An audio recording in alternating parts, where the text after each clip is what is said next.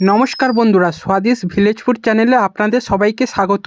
বন্ধুরা, আজ আপনাদের সাথে শেয়ার করব সর্ষে পমফ্রেটের একটা অসাধারণ রেসিপি। তাই ভিডিওটি স্কিপ না করে শেষ পর্যন্ত দেখতে থাকুন। আর আমাদের চ্যানেলে কোনো বন্ধু যদি নতুন হন তাহলে চ্যানেলটি সাবস্ক্রাইব করে বেল আইকনটি প্রেস করে দেবেন। সর্ষে পমফ্রেট বানানোর জন্য প্রথমে পমফ্রেট মাছগুলিকে লবণ এবং হলুদ মাখিয়ে ভালো করে ভেজে তুলে নিন। চলুন এবার কিছু মশলা বেটে নেওয়া যাক। প্রথমে অল্প কিছু আদা বেটে নিন। এরপর 1 চামচ সাদা সর্ষে এবং 1 চামচ কালো সর্ষে ভালো করে শিলে বেটে নিন।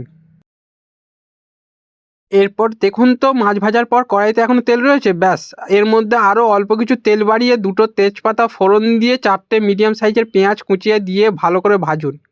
পেঁয়াজ হালকা ব্রাউন কালার হয়ে গেলেই এর মধ্যে সেই আদা বাটাটা দিয়ে দিন। আদা বাটা দেওয়ার পর এর মধ্যে 2টো মিডিয়াম সাইজের টমেটো, 4টে চেরা কাঁচা লঙ্কা এবং সামান্য লবণ দিয়ে সব কিছু একসাথে ভাজুন যতক্ষণ না টমেটোটা গলে যায়। টমেটো গলিয়ে ফেলেছেন? ব্যাস, এবার আর কি, এবার 1 চামচ হলুদ গুঁড়ো এবং 1.5 চামচ লঙ্কার গুঁড়ি দিয়ে সামান্য জল দিয়ে মশলাটাকে কষান, নাহলে মশলাটা লেগে যেতে পারে। মশলা কষানো হয়ে গেলে এর মধ্যে যতটা পরিমাণ গ্রেভি রাখবেন সেই পরিমাণ জল দিয়ে দিন। গ্রেভি ফুটতে শুরু করলেই এর মধ্যে সেই ভেজে রাখা পমফ্রেট মাছগুলি দিয়ে ভালো করে ফুটিয়ে নিন। মাছগুলি দিয়ে 2 মিনিট ফোটানোর পর এর মধ্যে দিয়ে দিন সেই সর্ষে বাটাটা, দিয়ে আরও 3 মিনিট ফুটিয়ে নিলেই রেডি। সত্যি বলুন তো, গরম ভাতের মধ্যে যদি এরকম সর্ষে পমফ্রেটের রেসিপি থাকে তাহলে অন্য কিছু কি আর লাগে। ভিডিওটি ভালো লাগলে লাইক, কমেন্ট, শেয়ার করবেন আর চ্যানেলটি সাবস্ক্রাইব করে পাশে থাকবেন। ধন্যবাদ।